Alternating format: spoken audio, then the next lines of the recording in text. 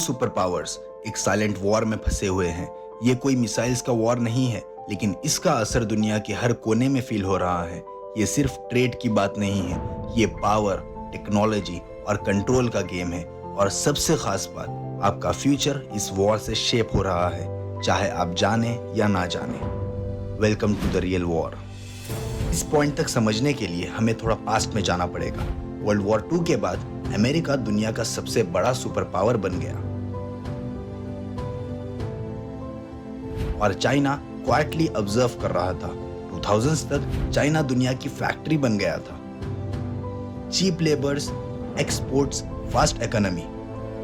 America को initially ये सब ठीक लगा, लेकिन बाद में टेंशन्स बढ़ने लगे।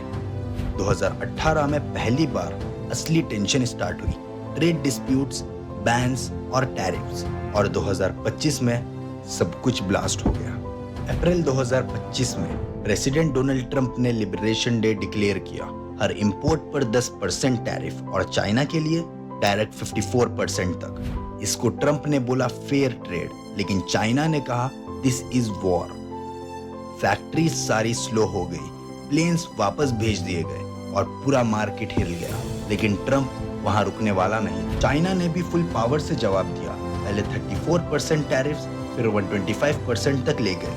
रेयर अर्थ मटेरियल्स, जो इलेक्ट्रॉनिक्स और डिफेंस के लिए बहुत जरूरी होते हैं, उनका एक्सपोर्ट कट कर दिया। अमेरिकन कंपनीज जैसे Boeing, Apple, Tesla directly target की गई। लेकिन ये वॉर अब सिर्फ इकोनॉमी की नहीं रही, ये डिजिटल जोन में एंटर कर चुकी है।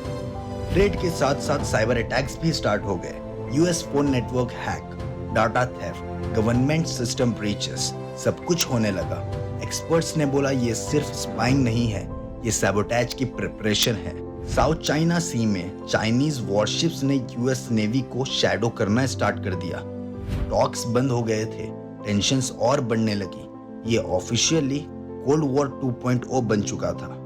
यूरोप कंफ्यूज है, अफ्रीका और लैटिन अमेरिका दोनों तरफ से पुल किया जा रहा है।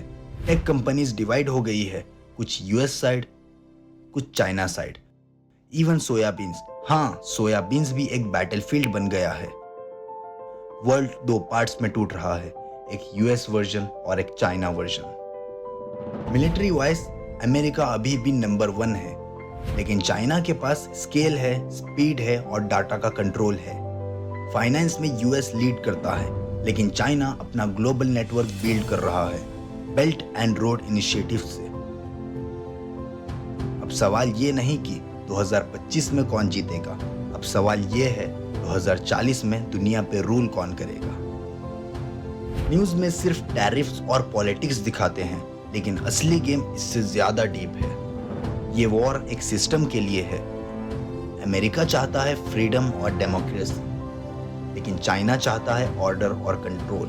और इन दोनों के बीच हम सब की जिंदगी क्वाइटली चेंज हो रही है।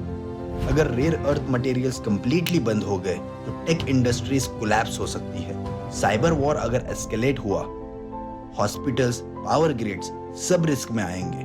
मिलिट्री कॉन्फ्लिक्ट रियल पॉसिबिलिटी है, लेकिन अगर डिप्लोमेसी काम कर गई तो एक नया ग्लोबल बैलेंस बन सकता है।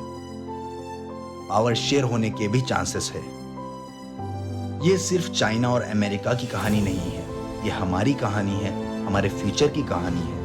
जब 2 जायंट्स टकराते हैं तो इम्पैक्ट हर कोने में फील होता है। तो सोचिए, क्या हम एक नए वर्ल्ड के बर्थ को विटनेस कर रहे हैं या एक पुरानी दुनिया के एंड को?